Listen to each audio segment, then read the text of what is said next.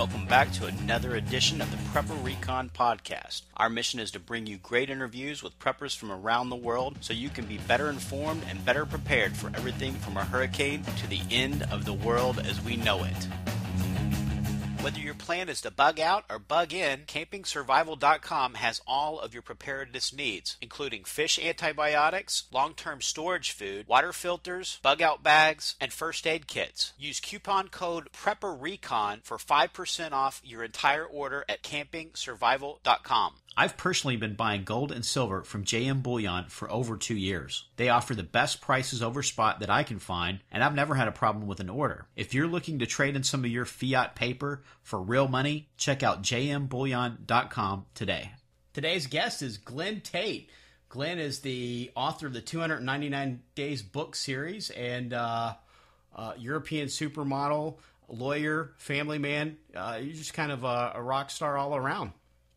I don't like to brag, but I'm pretty much a Renaissance man. And welcome back on the show. Thank you. Thank you for having me. So now I've been listening to the audiobooks.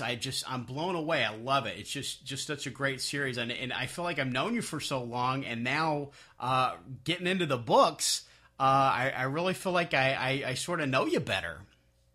Yeah, because a couple things. First of all, book one is autobiographical. About 97% of it's true. So if you listen to book one, you know all about me. I never thought anyone would read any of these books when I wrote them, so I put tons of detail in. Apparently that was a mistake in hindsight, but it's working out well. And so there's that. And the other thing is Kevin Pierce, the most amazing narrator. You and I have the same narrator. He's phenomenal. He brings things out, and this is going to sound weird, and you and I are probably some of the only people on the planet who can relate to this, so I've automatically alienated every single listener, right? They're like, well, why would I listen? By definition, I'm not going to understand what these guys are talking about, but here it is. Kevin Pierce brings the story to life. The story isn't as much of a story until he says it, and what I'm talking about is, in book one, it's my life. I lived my life, I wrote down my life, and I thought, well, that's pretty real. And then when he reads it, it's more real, and it's my life, and I know what I'm talking about. Is that crazy or what? I know exactly what you're talking about, though, because I just, when I'm listening to my own audiobooks, it's like somebody else's book to me almost. Yeah. Something came up. Somebody said on Facebook, they quoted a line from one of the books that I forgot writing, and it's like there are these lines and these things and these thoughts that you're not really sure you had, but there they are. I mean, there's a copyright, it was you. Yeah. That kind of thing. Yeah, no, it's incredible. And so thank you. This is the public thank you. I mentioned this on our last show, but I want to say it again more emphatically because I mean it. And that is thank you for introducing me to Kevin Pierce. Great narrator, and now that I'm on to book 4, I've read or listened to those, and I keep getting the proof copies basically coming. And the more I listen to the audiobooks, the more, I just am absolutely enthralled with this guy as a narrator. Plus, he's just a cool guy in real life too, which is a big plus. So thank you very much. That was great. Absolutely. It's my pleasure, and I'm really reaping the benefits here because now I'm getting to listen to him. So and I love listening to Kevin's voice. I just such a perfect storyteller voice. Now, one of the things about the book that I'm wondering about, are there any similarities between Grant's dad and Glen's dad? Oh, absolutely. Yeah. That's one of the 90 that's some of the 97% that's true. And that's what I was talking about when I said, wow, I didn't think anybody would read this. And I guess they are. So, yeah, there are. And, we usually kind of joke around a lot on this show, but, this is a really serious topic. And I think that it's something that doesn't really come up a lot in prepper forums. But, that's sort of survival at its most base level right there, is having to survive an abusive father and people that are, maybe in other types of abusive relationships. I don't want to start sounding like the Dr. Phil show on Prepper Recon, but, it is a really important subject. What would you say to a spouse or a mom that's in an abusive relationship? Get out. It's not going to get better. It's bad for a reason. one person or maybe both people in this relationship are not good for each other, and so it's not going to get better. And so get out. If it seems like a bad thing to be in the relationship, or pardon me, if it seems bad to be to leave, oh geez, where am I going to live? What am I going to do? Is he going to get mad? Those sorts of things. All that is nothing compared to what it's like to be in that relationship. And you need to answer the question to yourself if you're in one of these relationships. The question is, could I maybe not have had these things happen if I would have got out of it? You don't want to be 70 years old and thinking my life could have been much better had I done something decades ago. So those are some good reasons to do that. And then also, what would you say to people that have been told by their parents that they're no good or they ruined their life? Because I think that really is, for a lot of kids, and they carry that into adulthood, it's very damaging information that gets rooted deep into their psyche. And so, it's something that you have to step up and decide you're not going to believe and overcome that stuff. You have any advice for those folks? Yeah, and it would be this. Think about all the other things that whoever it is that's telling you you're no good, think of all the other things they've got wrong, which is usually everything. Everything in that person's life is usually wrong. Why would you believe the one thing that they're saying, that you're no good? Why would you believe that when you look at their track record and their life is a shambles and they've never done anything right themselves? So I know this sounds very rational and it's a very emotional thing. It's hard to do, but rationally look at the evidence. Sound like a lawyer, don't I? Look at the evidence and say, okay, this person has a 0% track record and is telling me that I'm no good. Why would I believe that? That's the best thing I can say, because much like the person who puts up with abusive things for decades, if you start off thinking you're no good, at the end of your life, you might say, wow, if I would have just believed in myself, maybe things wouldn't have turned out so poorly. And that's another thing. Things don't go well when you think you're no good. They just don't go well. So why not try something different? Great advice. Now, so Grant in the book, he rose above all that garbage, and basically what he did is he adapted to his surrounding and found a way to prosper. I think that's what survival is all about. Yeah, exactly, and that's why those chapters are in the book, and especially in the beginning.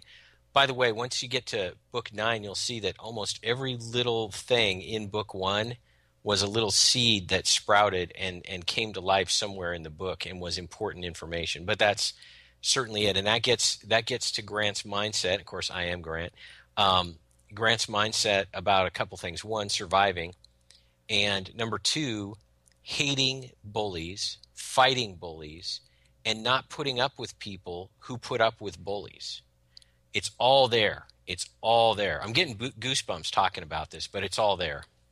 Wow, it's awesome, because Grant was born into a stuff hits the fan scenario, and he climbed out of that mud hole, made a better life, and if he could do that as a child, just being halfway through the first book, I have all the faith in the world that he's going to be able to do it again when the world starts to fall apart. They say it's hardest to make your first million, and after that it's easy because you've already done it. And Grant sort of has this formula for survival now because of the bad hand he got dealt as a child. Yeah, exactly. And one quick little example of that shows what you're talking about. In the one of the first chapters, Grant gets chased around by his dad with a knife, and so he runs out of the house, and then he's walking around and realizing, oh my goodness, I got to go back in that house. That's unappealing. And so his dog is there, and he takes the neck collar chain off of his dog and uses it, fashions it into an improvised weapon, and doesn't have to use it. But see, taking a dog's collar and fashioning it into an improvised weapon, that is, number 1, a skill. But number 2, that means that your mind has processed this. Your mind has taken a situation and said, all I got here is a dog. Well, I got a dog collar. Well, I could swing that around, and that would be a pretty good weapon. oh, geez, this sounds crazy, but I'm going to need to take that dog collar off that dog and potentially use this as a weapon, and I need to have a weapon to go back into that house. Those sorts of thoughts are not typical nice person suburban thoughts, but if you've had those thoughts at an early age and you've done it, your brain is sort of hardwired into not hesitating when you have to do these things again. So that's a great example, and that's why that example is in the book. Wow, it's fantastic. And another thing I noticed about Grant was his ability to work with others and sort of pull people together for a common goal. And even as a child, he could sort of rely on his sister for at least moral support and work together with her for that.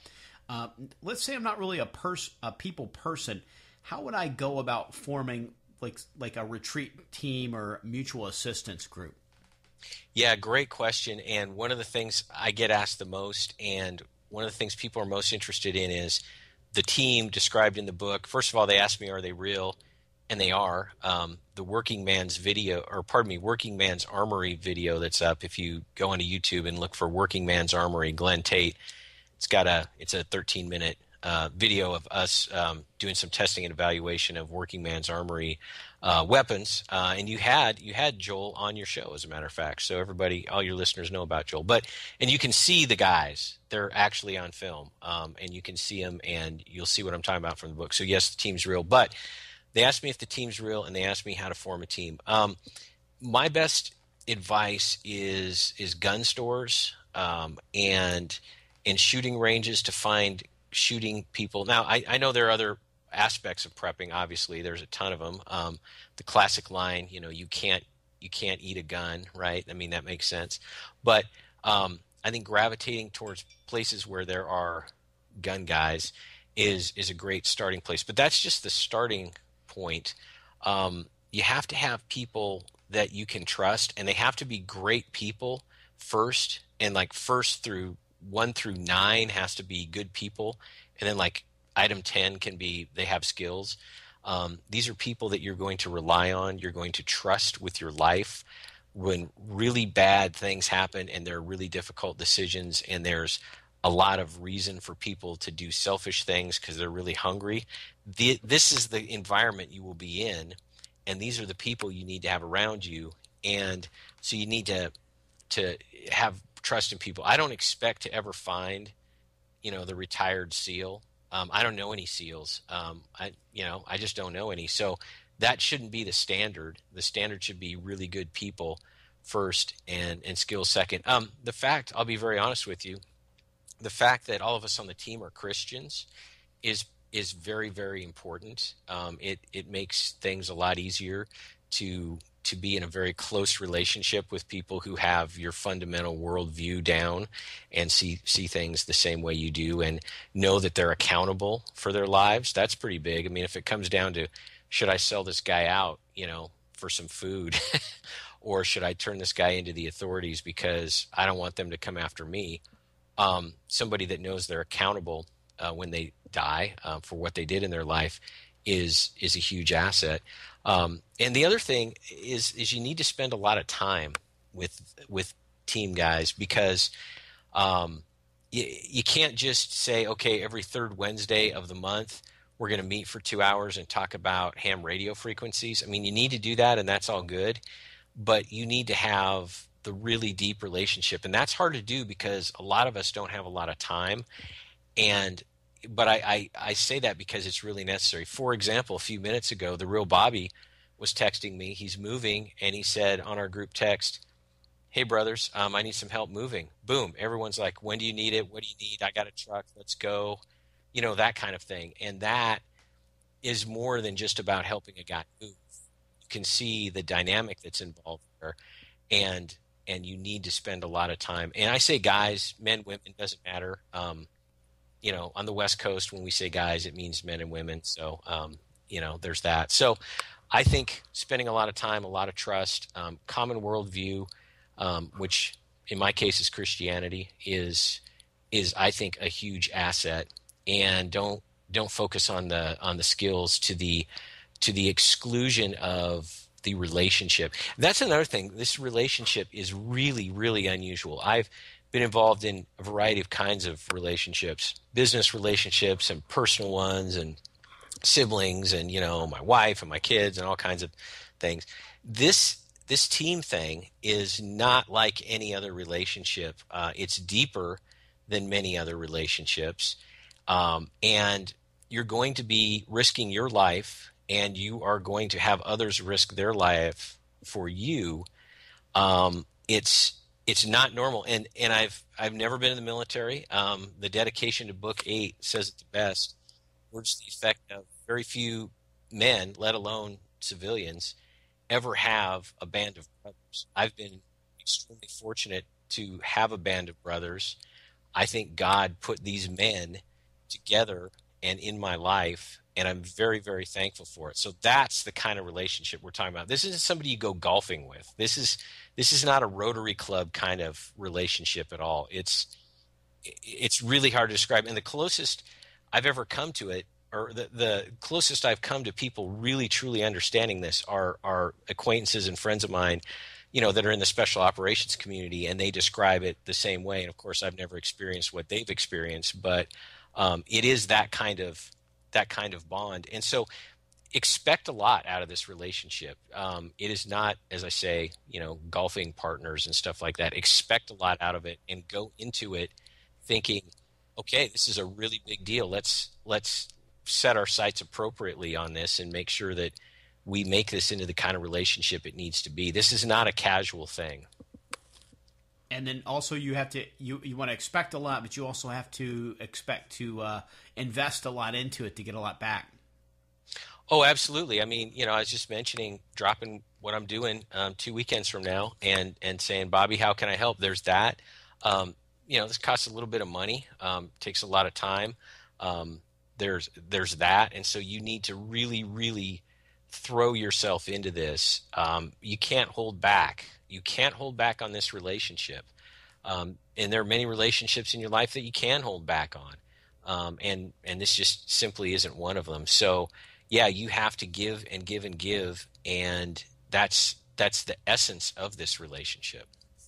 And, what are some other good skills besides gunfighting to have in a mutual assistance group or a retreat team? Oh, the forgotten skill is comms. And I admit I like guns a lot more than radios. And so, yeah, comms is critical.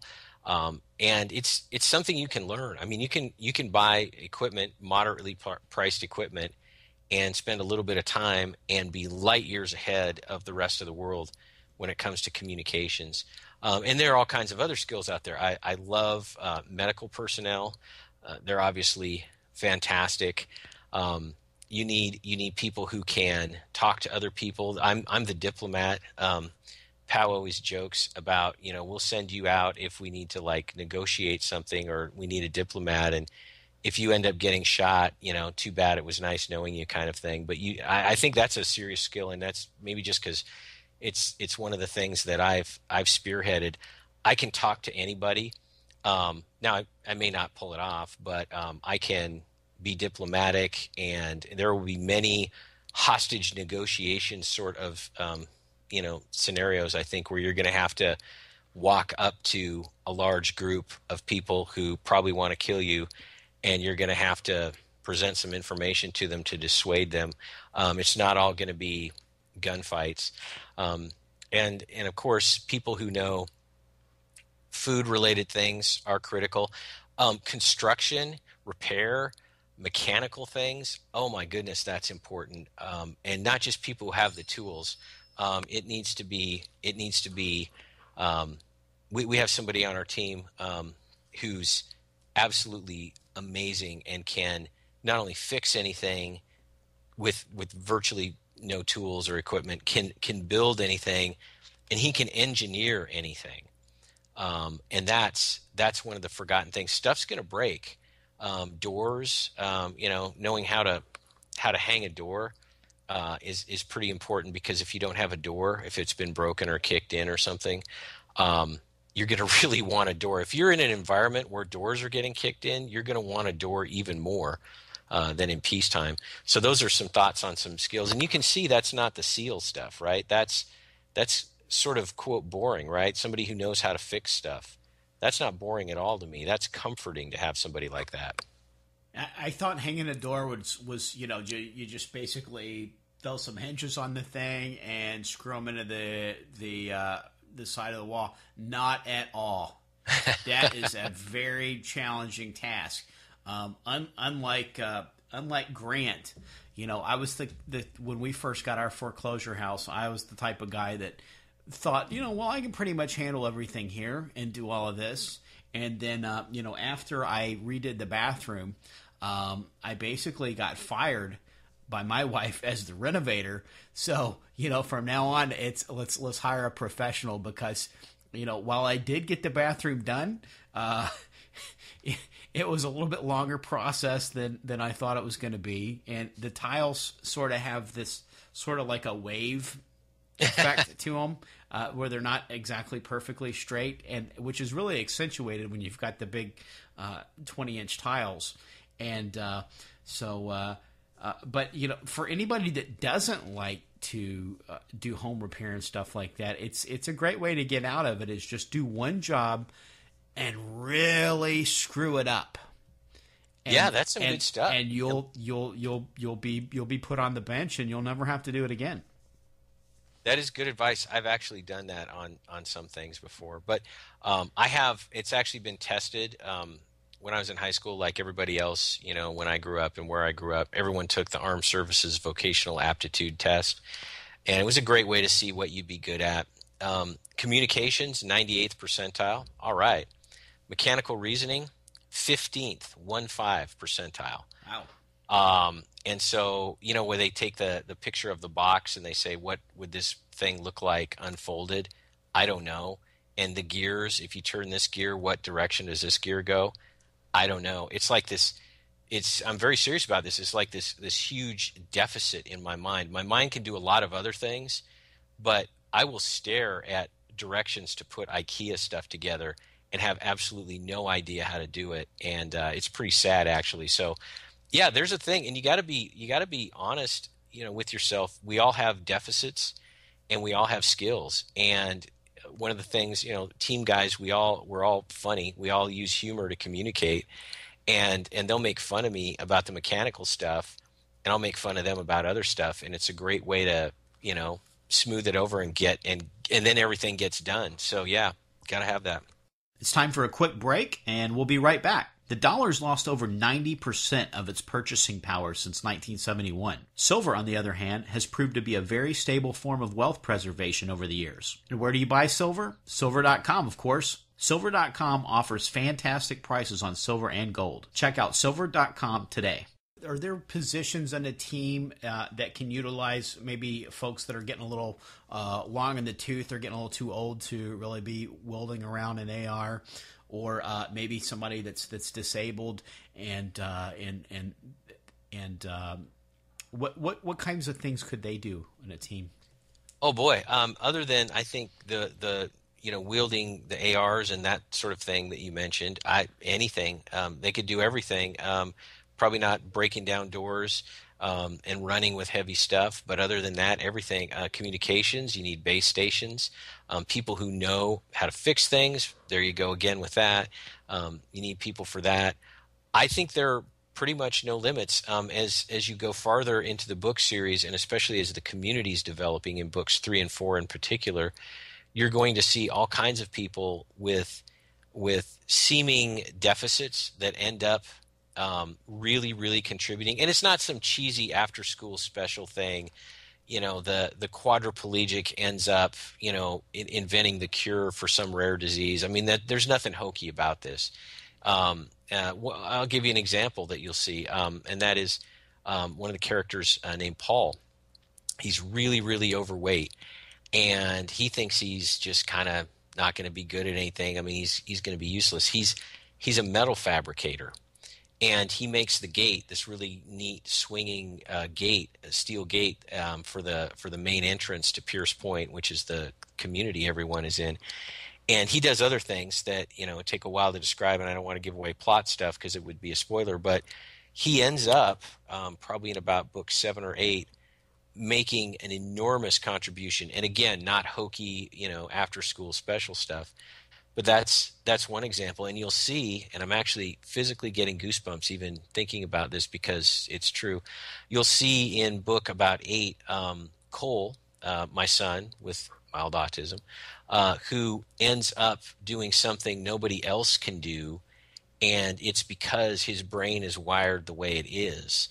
So there's all kinds of examples of that. And so that's the more dramatic stuff. There's the less dramatic stuff. I was just listening to book 4 a little while ago, and there's Betty, the hippie chick, and she's an organic gardener, and some people are like, oh, what's up with that? That's sort of weird. Well, it's not weird, and she ends up making a huge contribution, a seed bank, and she helps people learn how to grow things in this particular microclimate and all of those other things. So all the people that might be on the margins, and they may not be on the margins, they might just be regular people who are interested in a particular thing or good at a particular thing, all the way on the spectrum out to people who seem on the margins. All these people fit together like this big puzzle piece, and that is described over and over again. And back to the Grant personality, I've always been that way.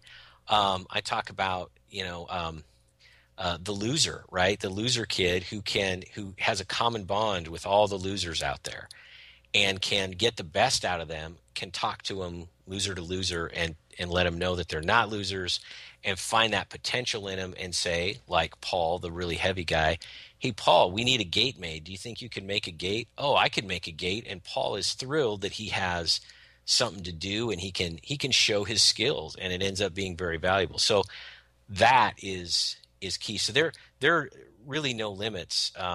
If you have a shattered ankle and you can't walk, then maybe being on a SWAT team is a bad idea. But other than really obvious things, I don't see any limits. And you know what? All the limits we have now, or we think we have here in peacetime, I can't do that. I mean, I don't have a license to do that, or I've never been formally trained to do that. Example, Pastor Pete, you'll be hearing about in the audiobooks as they go on. He's not an ordained anything. He's just a guy who reads and studies the Bible and all of these other things. He ends up being the community's pastor, and he has no formal training, because we're not going to have the luxury, or really the hindrance is what it is, of people only getting to do things if they have these specialized certificates. So yeah, it'll be wide open when the collapse hits. It'll be all kinds of people discovering that they had these abilities that they never thought they had. It'll be one of the few good things that comes out of it.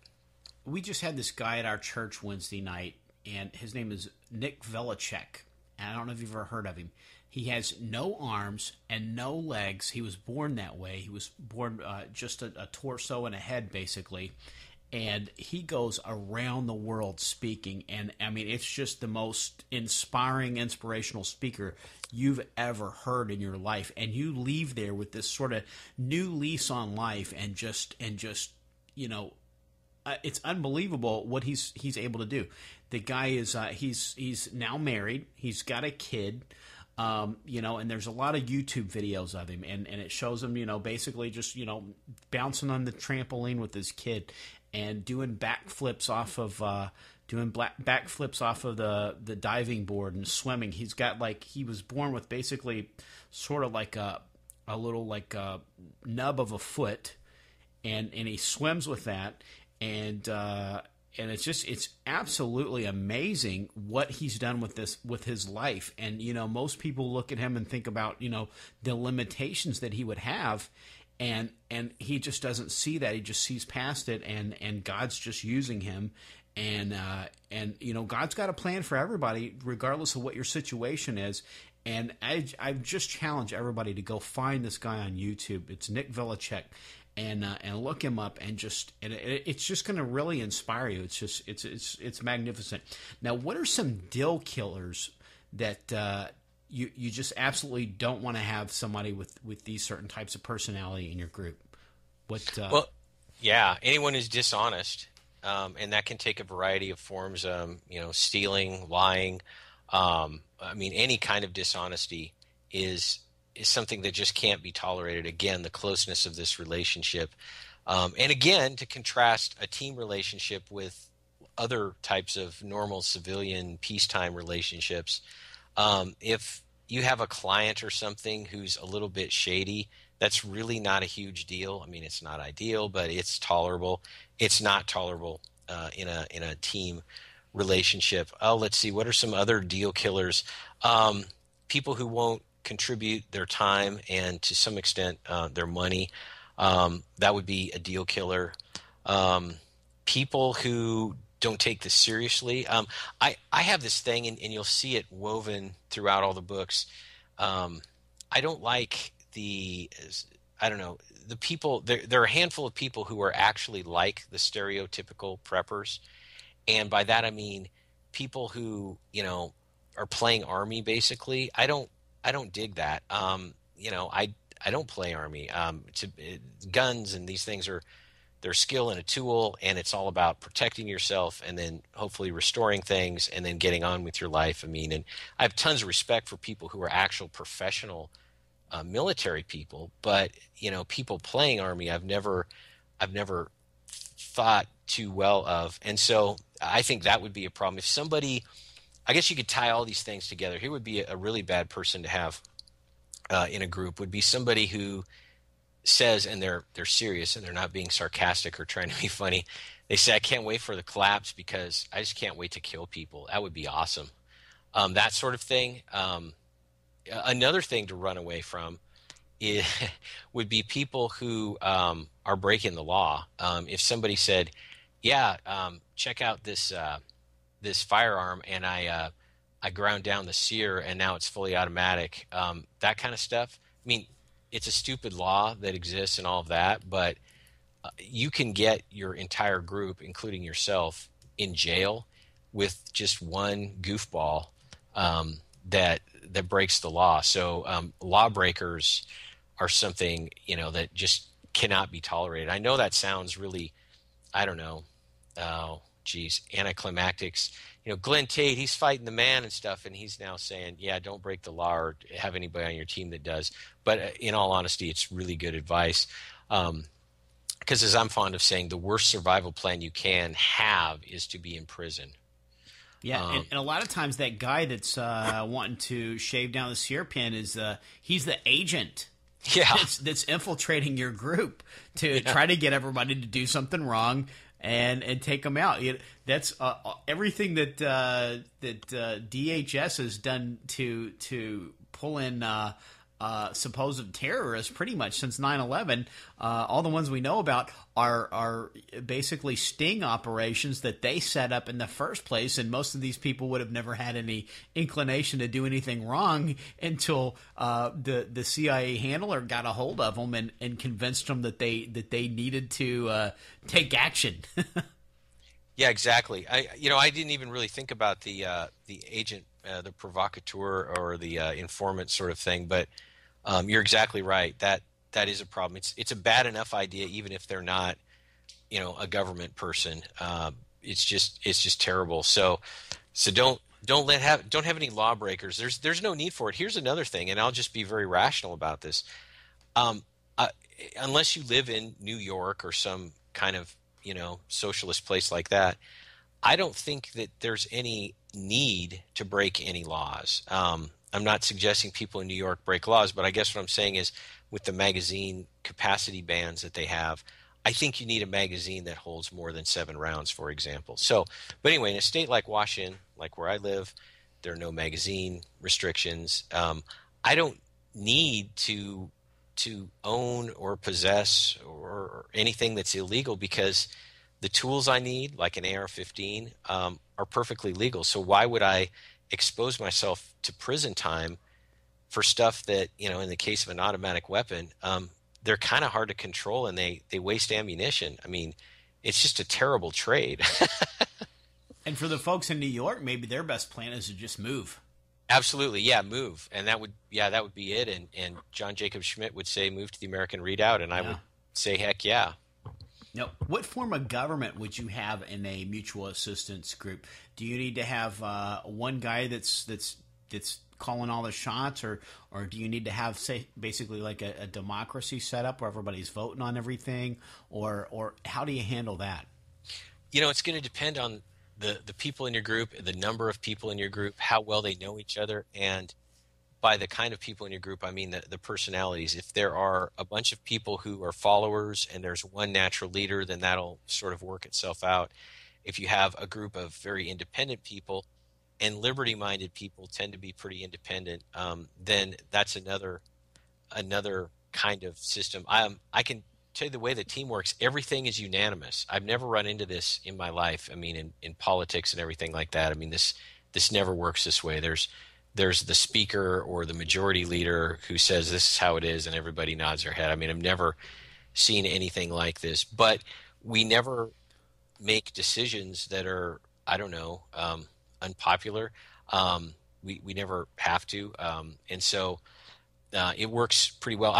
The other amazing thing about the team as far as a relationship goes that I've never seen anywhere else is there's no accounting. And people are accountable, but the money part of it, it's like people owe people money, or somebody says, I'll get this, I'll buy this, I'll take care of this. And nobody keeps track, and nobody gets cranky about it. And I'm telling you, I've just never seen that before. That would be another hallmark of a relationship, of a team that's going well, is that, there's nobody keeping track of money. In some ways you kind of need to. I mean, if a few people are spending all the money, then that's not going to work and not going to be sustainable.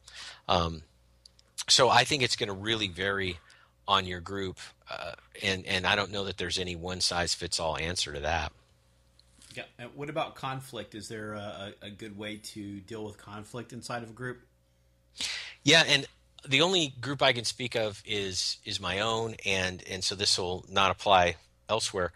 All of us are mature men. I don't mean like old guys. I mean, and because some of these guys are, in their 20s. Most of them are in their 20s. But we're all mature, and I'm going to make people mad. Sorry, but we have what, in my view, is kind of a male approach to all these things. Kind of a no BS approach, kind of talking to people, laying out what's going on. If we have to, and it's very rare, calling BS, that sort of thing. And you just talk about it and get it out. We never have private side conversations. Now, kind of with a group text, we do a lot of that because we're rarely in the same room at the same time. But you just have to handle it like you would, I guess, never experienced it, in a small military unit. You don't have time for drama. You don't have time for backstabbing.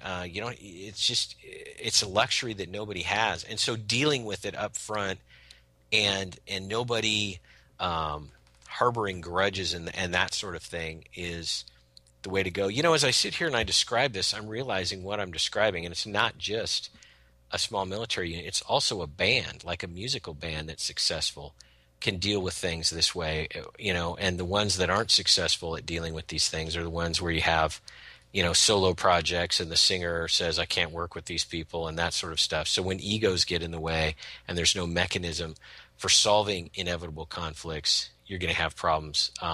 And so that's all I can describe, because that's what I've seen. Kind of like Van Halen. Yeah, Sam Hagar. Yeah. Van Hagar. Van Hagar. Well, that's a lot of great good tips on forming a retreat group, Glenn. Is there anything that's on your radar these days? What do you think about the BRICS Bank? Is that going to be a threat to the dollar? Oh, absolutely. What isn't a threat to the dollar that's going on internationally right now? And I'm not being facetious or funny. I'm serious. What major international financial trend, geopolitical trend, and even at some level military trend is not a threat to the dominance of the United States? Absolutely everything going on is.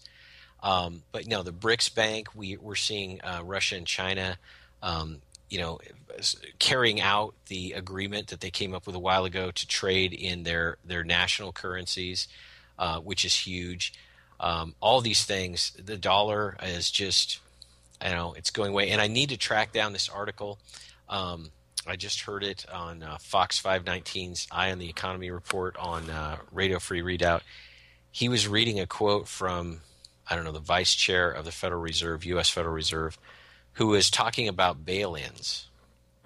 And your listeners know what bail-ins are. That's, a bailout is when an outside entity puts money into a bank, like the Federal Reserve will give banks money if the banks are insolvent. But a bail-in is when the bank, basically with the government's approval, takes deposits and they say, oh yeah, you had $100,000, now you have $60,000. We needed the $40,000. You're an unsecured creditor, and thanks for loaning us the money, the bank says to the depositors, that sort of thing. So that's a little different than your question about the BRICS bank. Yeah, but that's a great point, because everybody's an unsecured depositor now in the banks. Everybody thinks that if they've got a little checkbook and they've written down how much money they put in there, that's their money and it's always going to be there. But if it's not in your pocket, if it's not in a hole in the ground that you dug and buried, it's not yours. Well, and the other thing people think naively is that FDIC insurance means that their deposits are insured. Well, there's two fallacies with that. First of all, the FDIC only has, I've seen 3% of the money that they would be obligated to pay. I believe it's probably less than 3%, but let's just be generous and say 3%. So you're not going to get the money. It's not like the FDIC has trillions of dollars. I mean, there's trillions of dollars of FDIC insured accounts, and the FDIC doesn't have trillions of dollars, number one. Number two, the FDIC laws, even if they're statutes and all of that other stuff, wave of a wand and they go away. And here's an example. There's supposedly laws on the books that prevent people from illegally entering the United States and not being allowed to stay. Wave of the wand, executive order, whatever you want to call it, lack of enforcement, that law, and you can, open up a law book and there it says you can't come to the United States without permission, basically.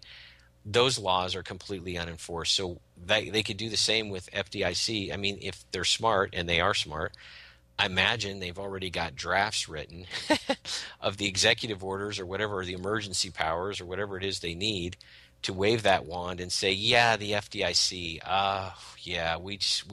we're just not going to pay that money to you. Sorry. And then you're stuck with that. So you're right. If you don't have it in your hand, it is not real. Gold and silver are fantastic. Obviously, physical gold and physical silver. Glen Tate, the precious metal, the term you coined, by the way, Glen Tate, which is ammunition, copper jacketed lead, is another precious metal that's good to have. So yes, if it's on paper, it's just paper. It's zeros and ones, and it's not really there. Yeah, and I'm sure all of the new laws are just sitting waiting for the right crisis, and that's always been the battle cry of the government. Don't let a good crisis go to waste. The Patriot Act was sitting around on this shelf just waiting for something like 9/11 to happen, and the second that they could jam it down our throats, that's what they did. Yeah, look at TARP. It was several hundred pages long, and it just materialized over like a 3-day weekend. Really? Yep. I've written laws. They're kind of hard to write. There are a lot of pieces that need to connect to each other. Yeah. And you can't just do something like that in a 3-day weekend. Yeah, so I imagine there's just vaults and vaults of things that they just can't wait to pass. Well, Glenn, thanks so much. Can you tell the folks, I know that there's people that have been chomping at the bit, waiting for these audiobooks to come out. Now, they can get these from Amazon. They can also get them from Audible. Is that right? Yeah, that's right. And there's something very neat with Audible. Audible is the Netflix of audiobooks. It's really the Amazon of audiobooks. I mean, Audible and Amazon are linked together, so you can, they talk to each other and they work with each other. But the neat thing about Audible is they have subscriptions, and you could subscribe and get an audiobook a month or something like that, or 12 a year or something. If you start your subscription with a particular book, and I'm hoping it's 299 days, or American Exit, that would be another good book to start an Audible subscription with. Audible's computers, and they have these amazing algorithms. They know that that's a book that is getting people to act. I mean, it's getting them to purchase a subscription to Audible. So they think, wow, this is This is something that really motivates people and gets them to act. So it then sends it out through their algorithms and says, you might also like this, or may we suggest this, and it gets that title out to a lot more people, which I think is important for your audiobooks and my audiobooks because it gets the message out about this. So that's a good thing to do. And if you start your Audible subscription with 299 days, you get the first one for free. So that's pretty cool. And you can get it, on Audible. There's WhisperSync. All these things I didn't know until I talked to Kevin Pierce, right? He knows everything about this. You've probably had that conversation with him too. He knows it all. But WhisperSync is a thing. If you've already got the Kindle versions, for a few dollars, like $2, I don't even know how much it is, you can upgrade your Kindle through WhisperSync, and now you've got the audiobook. So if you've got the Kindle, you can get the audiobooks for much less money. So that's pretty cool. The audiobooks are going to come out, be released, that is, on October 26th, which is what day of the year? Quick. It is a Tuesday. It's election day here. No, it's the 299th day. Yes, it's 299th day of the year. Yeah. And so that's cool. Pre-sales are starting now. They started August 5th, and so book 1 is up now. Book 2 and 3 and 4 will be up pretty soon for pre-sale, and you can order it, now, and your credit card isn't charged until it's released on October 26th. And you can give Audible audiobooks as gifts. It's really easy. You hit the gift button, and you basically give them an email of somebody you want to get the book, and then on October 26th, whoever it is you want to have these audiobooks gets an email with a link, and it says, please click this to start listening to your audiobook. So they've made it really easy.